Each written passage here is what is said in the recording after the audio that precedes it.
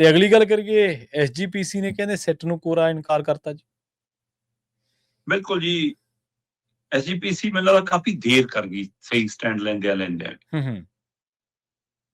ਵੈਸੇ ਤਾਂ ਕੌਮ ਸੰਗਤ ਚਾਹੁੰਦੀ ਆ ਕਿ ਐਸਜੀਪੀਸੀ ਆਪ ਸਾਹਮਣੇ ਆਉਂਦੀ, 328 ਲਾਪਤਾ ਪਾਵਨ ਸਰੂਪਾਂ ਦੇ ਮਾਮਲੇ 'ਚ ਸਹੀ ਸੱਚ ਸਾਹਮਣੇ ਰੱਖ ਦਿੰਦੀ। ਜੀ। ਤੇ ਜੇ ਅੱਜ ਐਸਜੀਪੀਸੀ ਸਹੀ ਰੱਖ ਵੀ ਦੇਵੇ ਤਾਂ ਵੀ ਉਹ ਇੰਨਾ ਯਕੀਨ ਆਪਣਾ ਗਵਾ ਚੁੱਕਿਆ ਕਿ ਲੋਕਾਂ ਨੂੰ ਯਕੀਨ ਨਹੀਂ ਹੁੰਦਾ, ਕਿਉਂਕਿ ਉੱਥੇ ਵੀ ਪੂਰੀ ਤਰ੍ਹਾਂ ਰਾਜਨੀਤੀਕਰਨ ਤਾਂ ਹੋਇਆ ਹੋਈ ਹੈ ਸ਼੍ਰੋਮਣੀ ਕਮੇਟੀ ਦਾ। ਪਰ ਜਿੱਦਣ ਦੀ ਪੰਜਾਬ ਸਰਕਾਰ ਆਈ ਹੈ ਉਦਣ ਦੀ ਉਹਦਾ ਐਸਜੀਪੀਸੀ ਨਾਲ 36 ਦਾ ਅੰਕੜਾ ਚੱਲ ਰਿਹਾ ਜੀ। ਸਹੀ ਹੈ।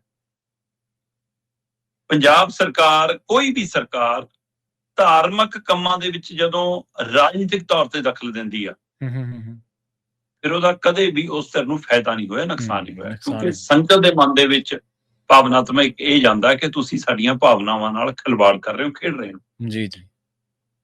ਗੁਰਬਾਣੀ ਵਾਲਾ ਮਸਲਾ ਸੰਗਤ ਵੀ ਚਾਹੁੰਦੀ ਹੈ ਕਿ ਹੱਲ ਹੋਣਾ ਚਾਹੀਦਾ ਹੈ, ਸਰਬ ਸਾਂਝੀ ਬਾਣੀ ਹੈ ਤੇ ਸਾਰਿਆਂ ਨੂੰ ਪ੍ਰਸਾਦਨ ਕਰਨ ਦਾ ਅਧਿਕਾਰ ਦੇ ਦੇਣਾ ਚਾਹੀਦਾ ਜੀ। ਪਰ ਸਰਕਾਰ ਦੇ ਤਰੀਕੇ ਤੇ ਸੰਗਤ ਕਹਿੰਦੀ ਇਹ ਤਰੀਕਾ ਨਹੀਂ ਸਹੀ ਹੈਗਾ ਇਹਨਾਂ ਦਾ। ਉੱਥੇ ਟਕਰਾਅ ਸ਼ੁਰੂ ਹੋਇਆ ਜੀ। ਫਿਰ ਤੁਸੀਂ ਕਹਿੰਦੇ ਅਸੀਂ 328 ਲਾਪਤਾ ਪਾਵਨ ਸਰੂਪਾਂ ਦੇ ਮਾਮਲੇ 'ਚ ਕਰਤੀ ਕਾਰਵਾਈ, ਬਿਠਾਤੀ ਸਿੱਟ, ਲੱਭ ਵੀ ਗਏ, ਅਸੀਂ ਚੱਕਣ ਵੀ ਚੱਲੇ ਆ ਜੀ, ਤੇ ਬਾਅਦ ਚੋਂ ਭੱਜ ਵੀ ਆਏ ਮੋਜੇ ਖੋਲ ਕੇ। ਸਹੀ ਹੈ। ਤੇ ਫਿਰ ਤੁਸੀਂ ਯੂ ਟਰਨ ਵੀ ਐਸਾ ਮਾਰਿਆ।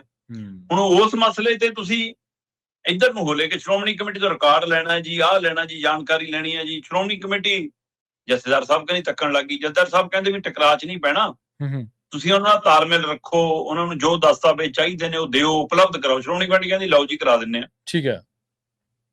ਅਗਲੇ ਕਹਿੰਦੇ ਜੀ ਅਸੀਂ ਤਾਂ ਤੁਹਾਡੇ ਬੈਂਕ ਖਾਤਿਆਂ ਦੇ ਵੀ ਹਿਸਾਬ ਕਿਤਾਬ ਲਵਾਂਗੇ, ਸੀਲ ਕਰਾਂਗੇ, ਆਪਣੇ ਕੋਲ ਰੱਖਾਂਗੇ, ਬਈਆਂ ਵੀ ਚੱਕਾਂਗੇ, ਪੁਰਾਣਾ ਵੀ ਹਿਸਾਬ ਫਰੋਲਾਂਗੇ, ਇਹ ਵੀ ਕਰਾਂਗੇ, ਉਹ ਵੀ ਕਰਾਂਗੇ। ਹੁਣ ਸ਼੍ਰੋਮਣੀ ਕਮੇਟੀ ਨੂੰ ਜਾਂ ਤਾਂ ਇਹ ਦਖਲ ਲੱਗਦਾ, ਸਹੀ ਹੈ, ਜਾਂ ਡਰ ਲੱਗਦਾ ਕਿ ਸਾਡੇ ਰਾਜ ਖੁੱਲਣਗੇ। ਨਹੀਂ ਤਾਂ ਸੱਚਾ ਕੋਰਾ ਬੰਦਾ ਹੋਵੇ ਉਹ ਕਹੇ ਵੀ ਅਸੀਂ ਤਾਂ ਲਾਈਵ ਦਿਖਾਵਾਂਗੇ, ਆਜੋ ਬੈਠ ਜਾਓ, ਖੋਲ ਕੇ ਰੱਖਦੇ ਸਾਰੇ ਬਈ ਖਾਤੇ, ਬਾਹਰ ਪਏ ਨੇ ਵਿਹੜੇ 'ਚ, ਮੀਡੀਆ ਵੀ ਆਓ ਕੱਲੀ ਮੱਤ ਤੇ ਕਰਦੇ ਆ ਬਹਿਸ, ਆਜੋ ਬੈਠੋ। ਜਾਂ ਉਹਨਾਂ ਦਾ ਹੁਣੇ ਨੀਤੀਗਤ ਸਟੈਂਡ ਆਪਣੀ ਸੰਸਥਾ ਦੇ ਪੱਧਰ ਤੇ ਸਹੀ ਹੈ ਵੀ ਕਿ ਤੁਹਾਡੀ ਸਾਡੀ ਨਿੱਜਤਾ ਤੇ ਹਮਲਾ ਹੈ, ਸਾਡੇ 'ਚ ਦਖਲਅੰਦਾਜ਼ੀ ਹੈ। ਉਹ ਕਹਿੰਦੇ ਸਾਨੂੰ ਜਥੇਦਾਰ ਸਾਹਿਬ ਨੇ ਸਿਰਫ ਇਹ ਕਿਹਾ ਸੀ ਕਿ ਲਾਪਤਾ ਪਾਵਨ ਸਰੂਪਾਂ ਦੇ ਮਾਮਲੇ 'ਚ ਤੁਹਾਡੇ ਨਾਲ ਸਹਿਯੋਗ ਕਰਨਾ। ਠੀਕ ਹੈ। ਤੇ ਤੁਸੀਂ ਜੇ ਉਹ ਤੋਂ ਵੱਧ ਕੇ ਕੁਝ ਭਾਲਦੇ ਹੋ ਫੇਰ ਨਹੀਂ। ਹੁਣ ਉਹ ਜਿੰਨਾ ਦੇਣਾ ਸੀ ਅਸੀਂ ਰਿਕਾਰਡ ਤੁਹਾਨੂੰ ਦੇਤਾ ਜੀ, ਜਿੰਨੀ ਵਾਰ ਤੁਸੀਂ ਆਏ ਅਸੀਂ ਉਪਲਬਧ ਕਰਾਤਾ, ਫੋਟੋ ਕਾਪੀਆਂ ਤੁਹਾਨੂੰ ਦਿੱਤੀਆਂ। ਠੀਕ ਹੈ। ਤੇ ਅਸਲੀ ਜੇ ਲੋੜ ਹੋਊਗੀ ਅਦਾਲਤ 'ਚ ਪੇਸ਼ ਕਰਾਂਗੇ, ਤੁਹਾਨੂੰ ਨਹੀਂ ਦਿੰਦੇ। ਤੇ ਪਰ ਜੇ ਤੁਸੀਂ ਉਹ ਤੋਂ ਬਿਨਾਂ ਕੁਝ ਭਾਲਦੇ ਹੋ ਉਹ ਹੁਣ ਜਮਾ ਨਹੀਂ ਮਿਲਣਾ। ਠੀਕ ਹੈ। ਤੁਸੀਂ ਤਾਂ ਬੈਂਕਾਂ ਤੱਕ ਜਾ ਰਹੇ ਸੀ ਖਾਤਿਆਂ ਖੂਤਿਆਂ ਨੂੰ ਕਾਰਵਾਈ ਕੀਤੀ ਖਬਰ ਹੋ ਗਈ। ਬਿਲਕੁਲ। ਸੋ ਇਸ ਲਈ ਐਸਜੀਪੀਸੀ ਨੇ ਕੱਲ ਆਪਣੀ ਅੰਤਰਿੰਗ ਕਮੇਟੀ ਦੀ ਬੈਠਕ ਦੇ ਵਿੱਚ ਇਹ ਫੈਸਲਾ ਲਿਆ। ਔਰ ਇਹ ਫੈਸਲਾ ਲੈਣ ਦੀ ਤਾਕਤ ਮੈਨੂੰ ਲੱਗਦਾ ਉਹਨਾਂ ਨੂੰ, ਜਿਹੜਾ ਉਹਨਾਂ ਨੇ 30 ਤਰੀਕ ਨੂੰ ਇਕੱਠ ਬੁਲਾਇਆ ਸੀ ਵੱਡਾ, ਉਸ ਇਕੱਠ ਦੇ ਵਿੱਚੋਂ ਮਤਲਬ ਕਿ ਫੈਸਲਾ ਹੋਇਆ, ਜਿਹਦੇ ਵਿੱਚ ਆਪਾਂ ਗੱਲ ਕਰ ਰਹੇ ਸੀਗੇ ਮਤਲਬ ਕਿ ਨਿਹੰਗ ਜਥੇਬੰਦੀ ਦੇ ਮੁਖੀ ਬਾਬਾ ਬਲਵੀਰ ਸਿੰਘ ਹੋਰੀ ਵੀ ਆ ਰਹੇ ਨੇ, ਕੁਝ ਹੋਰ ਵਿਦਵਾਨ ਵੀ ਆ ਰਹੇ ਨੇ। ਉਹਦੇ ਵਿੱਚ ਵੱਡੀ ਜਿਹੜੀ ਸਾਂਝੀ ਰਾਏ ਬਣੀ ਕਿ ਬਈ ਪੰਜਾਬ ਸਰਕਾਰ ਨੂੰ ਇਹ ਸੋਧ ਕਰਨੀ ਚਾਹੀਦੀ ਐਕਟ ਦੇ ਵਿੱਚ, ਜਿਹੜਾ ਜੋ ਸ਼੍ਰੀ ਗੁਰੂ ਗ੍ਰੰਥ ਸਾਹਿਬ ਸੋਧ ਐਕਟ ਬਣਾਇਆ। ਸੋ ਇਸ ਲਈ ਇਹ ਸਾਰੀਆਂ, ਕਿਉਂਕਿ ਐਕਟ ਵਾਲੇ ਮਾਮਲੇ 'ਚ ਸਰਕਾਰ ਘਿਰਦੀ ਆ ਤੇ ਉਸ ਮਾਮਲੇ 'ਚ ਐਸਜੀਪੀਸੀ ਤੇ ਦਬਾਅ ਬਣਾਉਣਾ ਚਾਹੁੰਦੀ ਹੈ। ਉਹਦੇ ਵਿੱਚੋਂ ਇਹ ਦੇਖਿਆ ਜਾ ਰਿਹਾ ਕਿ ਸਿੱਟ ਨੂੰ ਚਾਬੀ ਤਾਂ ਤੇ ਚੜਾਈ ਹੈ ਦੁਬਾਰਾ।